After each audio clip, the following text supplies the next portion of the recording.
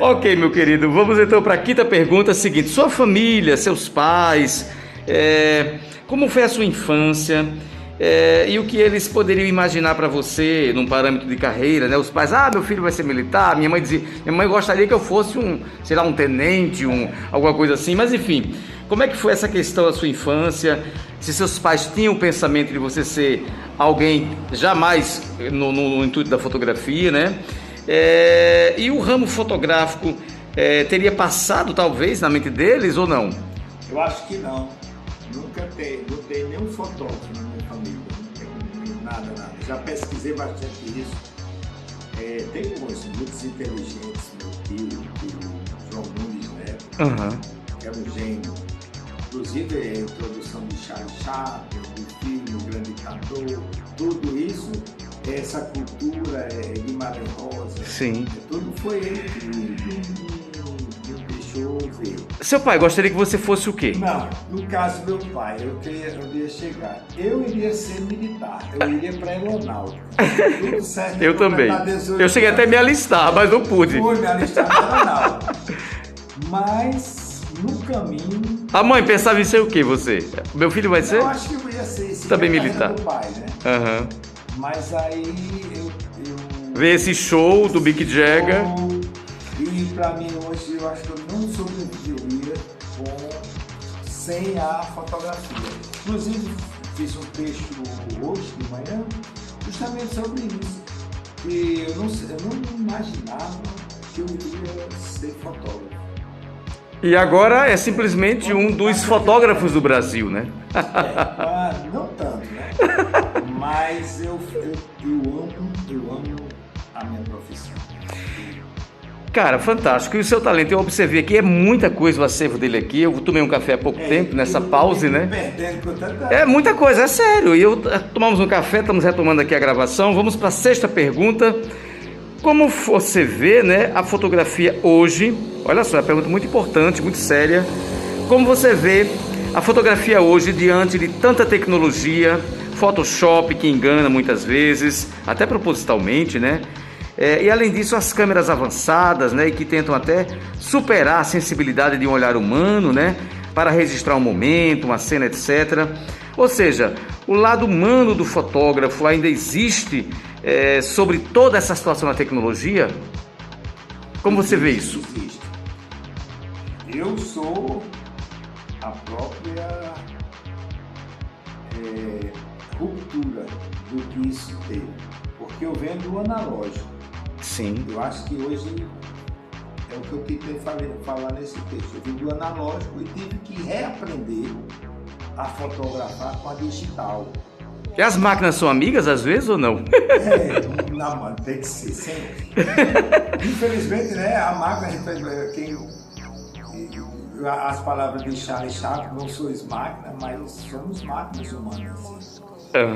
Porque nós é que acionamos ela. Ela obedece. Elas obedecem a seu comando. Você vê isso positivo diante dos tempos atuais? Mas também se der um delete e quebrar o arquivo? Porque a gente, o pessoal aqui do sindicato de jornalismo, a gente da turma aqui é manipulação. Eles chamam manipulation, né? Certo. Você manipular uma imagem é crime. Para o registro, você tem o registro, né, do fotojornalista, você não pode manipular, né, porque isso seria um crime. Sim. Mas hoje você tem que o Photoshop, você não tem como fugir. Que situação, né? A vaidade das mulheres no casamento, algumas fecham os olhos. Eu acho isso uma correção. Alguns artistas que eu digo, né? Eu já não vejo como crime. Eu vejo como um complemento, uma ajudinha. Isso, uma teclazinha a mais, sabe? Porque ela não mente, ela apenas dá um toque. Dá esse upgrade, o upgrade. De melhorar a imagem. Às vezes você bota olha, pessoa, eu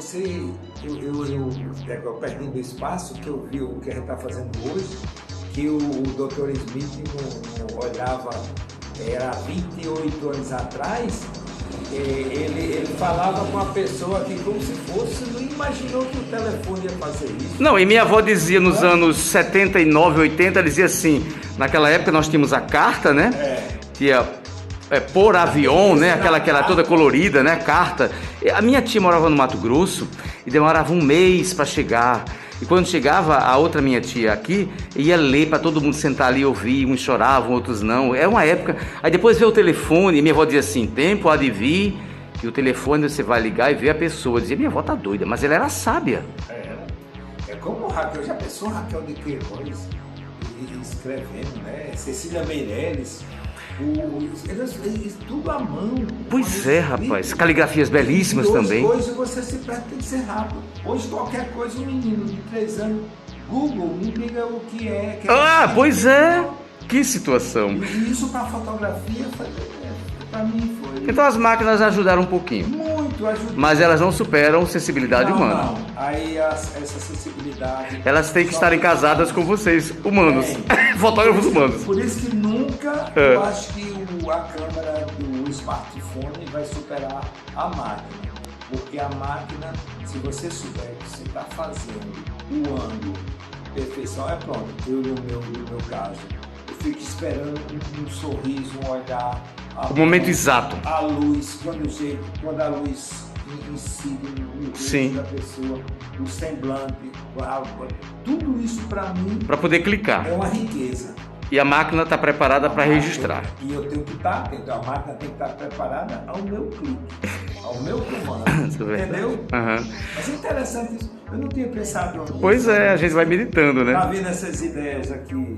Ok, beleza. Então vamos para a 7ª e última pergunta em posição selfie. Você é um universo de coisas e 7 perguntas. A gente está numa formatação bastante sintética, mas bem proveitosa. A 7ª em posição selfie.